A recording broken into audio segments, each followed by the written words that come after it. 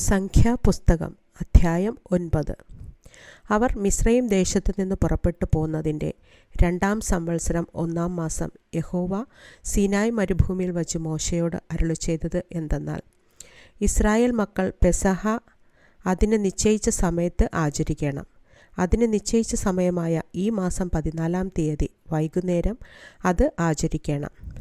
അതിൻ്റെ എല്ലാ ചട്ടങ്ങൾക്കും നിയമങ്ങൾക്കും അനുസരണയായി നിങ്ങൾ അത് ആചരിക്കണം. പെസഹ ആചരിക്കണമെന്ന് മോശെ ഇസ്രായേൽ മക്കളോട് പറഞ്ഞു. അങ്ങനെ അവർ 1-ാം മാസം 14-ാം തീയതി സന്ധ്യാസമയത്ത് സീനായ് മരുഭൂമിയിൽ വച്ച് പെസഹ ആചരിച്ചു. യഹോവ മോശയോട് കൽപ്പിച്ചതുപോലെ ഇസ്രായേൽ മക്കൾ ചെയ്തു. എന്നാൽ ഒരു മനുഷ്യൻ്റെ ശവത്താൽ അശുദ്ധരായി തീർന്നിട്ട് ആ നാളിൽ പെസഹ ആചരിപ്പാൻ കഴിയാത്ത ചിലരുണ്ടായിരുന്നു. അവർ അന്നു തന്നെ മോശയുടെയും അഹരോൻ്റെയും മുമ്പാകെ വന്ന് അവനോട്, ഞങ്ങൾ ഒരുത്തൻ്റെ ശവത്താൽ അശുദ്ധരായിരിക്കുന്നു. നിശ്ചയിക്കപ്പെട്ട സമയത്ത് ഇസ്രായേൽ മക്കളുടെ ഇടയിൽ യഹോവയുടെ വഴിപാട് കഴിക്കാതിരിപ്പാൻ ഞങ്ങളെ മുടക്കുന്നത് എന്ത് എന്ന് ചോദിച്ചു. മോശെ അവരോട്, നിൽപ്പിൻ, യഹോവ നിങ്ങളെക്കുറിച്ച് കൽപ്പിക്കുന്നത് എന്ത് എന്ന് ഞാൻ കേൾക്കട്ടെ എന്ന് പറഞ്ഞു. എന്നാറേ യഹോവ മോശയോട് അരുളിച്ചെയ്തത്, നീ ഇസ്രായേൽ മക്കളോട് പറയേണ്ടത് എന്തെന്നാൽ, നിങ്ങളിലോ നിങ്ങളുടെ സന്തതികളിലോ വല്ലവനും ശവത്താൽ അശുദ്ധനാകുകയോ ദൂരയാത്രയിൽ ആയിരിക്കുകയോ ചെയ്താലും അവൻ യഹോവയ്ക്ക് പെസഹ ആചരിക്കണം. 2-ാം മാസം 14-ാം തീയതി സന്ധ്യാസമയത്ത് അവർ അത് ആചരിച്ചു. പുളിപ്പില്ലാത്ത അപ്പത്തോടും കയ്പു ചീരയോടും കൂടെ അത് ഭക്ഷിക്കണം. രാവിലത്തേക്ക് അതിലൊന്നും ശേഷിപ്പിച്ച് വയ്ക്കരുത്. അതിൻ്റെ അസ്ഥി ഒന്നും ഒടിക്കുകയും അരുത്. പെസഹായുടെ ചട്ടപ്രകാരമൊക്കെയും അവർ അത് ആചരിക്കണം. എന്നാൽ ശുദ്ധിയുള്ളവനും പ്രയാണത്തിൽ അല്ലാത്തവനുമായ ഒരുത്തൻ പെസഹ ആചരിക്കാതെ വീഴ്ച വരുത്തിയാൽ അവനെ അവൻ്റെ ജനത്തിൽ നിന്ന് ഛേദിച്ചു കളയണം. നിശ്ചയിച്ച സമയത്ത് യഹോവയുടെ വഴിപാട് കഴിക്കായ്ക കൊണ്ട് അവൻ തൻ്റെ പാപം വഹിക്കണം. നിങ്ങളുടെ ഇടയിൽ വന്നു പാർക്കുന്ന ഒരു പരദേശിക്ക് യഹോവയുടെ പെസഹ ആചരിക്കണമെങ്കിൽ പെസഹയുടെ ചട്ടത്തിനും നിയമത്തിനും അനുസരണയായി അവൻ ആചരിക്കണം.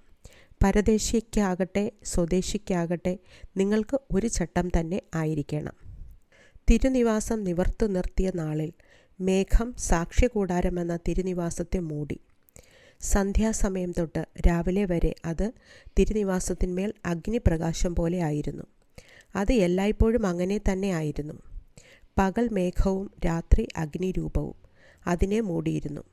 മേഘം കൂടാരത്തിന്മേൽ നിന്ന് പൊങ്ങുമ്പോൾ ഇസ്രായേൽ മക്കൾ യാത്ര പുറപ്പെടും. മേഘം നിൽക്കുന്നിടത്ത് അവർ പാളയമിറങ്ങും. യഹോവയുടെ കൽപ്പന പോലെ ഇസ്രായേൽ മക്കൾ യാത്ര പുറപ്പെടുകയും യഹോവയുടെ കൽപ്പന പോലെ പാളയമിറങ്ങുകയും ചെയ്തു.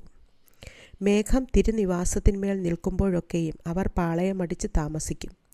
മേഘം തിരുനിവാസത്തിന്മേൽ ഏറെ നാൾ ഇരുന്നു എങ്കിൽ ഇസ്രായേൽ മക്കൾ യാത്ര പുറപ്പെടാതെ യഹോവയുടെ ആജ്ഞ കാത്തുകൊണ്ടിരിക്കും. ചിലപ്പോൾ മേഘം തിരുനിവാസത്തിന്മേൽ കുറേ നാൾ ഇരിക്കും. അപ്പോൾ അവർ യഹോവയുടെ കൽപ്പന പോലെ പാളയമിറങ്ങിയിരിക്കും. പിന്നെ യഹോവയുടെ കൽപ്പന പോലെ യാത്ര പുറപ്പെടും. ചിലപ്പോൾ മേഘം സന്ധ്യ മുതൽ ഉഷസ്സു വരെ ഇരിക്കും. ഉഷകാലത്ത് മേഘം പൊങ്ങിയെങ്കിൽ അവർ യാത്ര പുറപ്പെടും. ചിലപ്പോൾ പകലും രാവും ഇരിക്കും.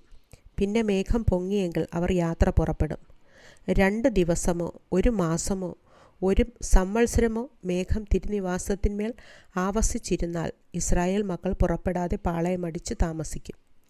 അത് പൊങ്ങുമ്പോഴോ അവർ പുറപ്പെടും. യഹോവയുടെ കൽപ്പന പോലെ അവർ പാളയമിറങ്ങുകയും യഹോവയുടെ കൽപ്പന പോലെ യാത്ര പുറപ്പെടുകയും ചെയ്യും. മോശെ മുഖാന്തരം യഹോവ കൽപ്പിച്ചതുപോലെ അവർ യഹോവയുടെ ആജ്ഞ പ്രമാണിച്ചു.